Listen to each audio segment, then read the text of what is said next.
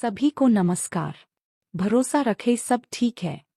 श्री एश मुफारेह ने उपस्थित लोगों के समर्थन और समर्पण के लिए आभार व्यक्त करते हुए शुरुआत की, उन चुनौतियों को स्वीकार करते हुए जिनका हम सभी ने वर्षों से मिलकर सामना किया है। व्यक्तिगत संघर्षों के बावजूद हम एक दूसरे के लिए और यात्रा के लिए आगे आना जारी रखते हैं। श्री एश अतीत को दर्शाते हैं, सभी को उनकी वफादारी और प्रतिबद्धता के लिए धन्यवाद देते हैं, यह देखते हुए कि मिशन में हमारा अटूट विश्वास उनकी प्रेरणा का स्रोत है।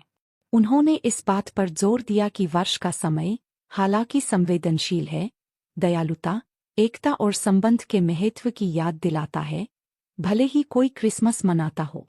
श्री एश धार्मिक मान्यताओं के बावजूद अच्छाई पर ध्यान केंद्रित करने और दूसरों की मदद करने को प्रोत्साहित करते हैं। 2018 में शुरू हुई यात्रा को याद करते हुए श्री एश गलत लोगों पर भरोसा करने जैसी गलतियों को स्वीकार करते हैं और मानते हैं कि रास्ता मूल रूप से योजना के अनुसार नहीं चला है। हालांकि उन्होंने इस बात पर प्रकाश डाला कि असफलताओं से विकास हुआ है और निर्णय लेने की क्षमता में सुधार हुआ है, और कठिनाइयों के बावजूद हमेशा आशा की किरण और प्रगति होती है। श्री एश 2022 के अंत में एक महत्वपूर्ण बिंदु को याद करते हैं, जब परियोजना को विकास में देरी का सामना करना पड़ा था। दुबई और हैदराबाद की टीमों के मुद्दों सहित इन चुनौतियों के कारण यह एहसास हुआ कि वे निर्धारित समय से पीछे थे। हालांकि इन असफलताओं के बावजूद उन्होंने सितंबर 2023 में लॉन्च किया, जो एक महत्वपूर्ण कदम था। श्री एश हमारी कंपनी के संघर्षों और चुनौतियों पर भी विचार करते हैं, विशेष रूप से एक कठिन दौर जो मजदूर दिवस सप्ताहांत के आसपास शुरू हुआ। कुप्रबंधन, धोखाधड़ी और पूर्व कर्मचारियों से विश्वासघात जैसी असफलताओं का सामना करने के बावजूद श्री एश आशावादी बने हुए हैं और बड़ी तस्वीर को देखने के महत्व पर जोर देते हैं।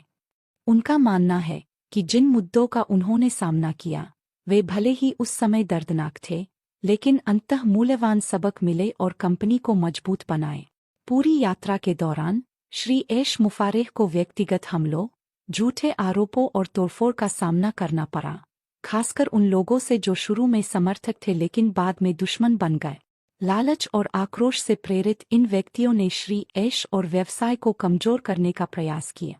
हालांकि श्री एश दृढ़ है और इस बात पर जोर दे रहे हैं कि कोई भी हमारी दृष्टि, जुनून या कंपनी की अखंडता को चुरा नहीं सकता है।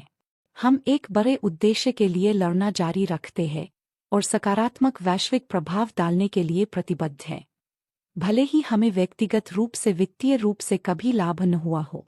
2018 से चल रही ACC जांच सहित कानूनी चुनौतियों के बावजूद श्री एश का कहना है कि उनके इरादे हमेशा वास्तविक थे, नवाचार पर केंद्रित थे और उनका उद्देश्य कभी भी किसी को धोखा देना या नुकसान पहुंचाना नहीं था। उन्होंने विपरीत परिस्थितियों का सामना करते हुए भी पारदर्शिता, सत्यनिष्ठा और जिस चीज में वे विश्वास करते हैं उसके लिए लड़ने के महत्व पर जोर दिया। श्री एश बुराई और भ्रष्टाचार की उपस्थिति को स्वीकार करते हैं, लेकिन विश्वास व्यक्त करते हैं कि हमारा मिशन सफल होगा। वह हम सभी को आश्वस्त करते हैं कि हालांकि यात्रा कठिन रही है, हम इसके लिए मजबूत हैं और कंपनी बढ़ती रहेगी और विकसित होती रहेगी।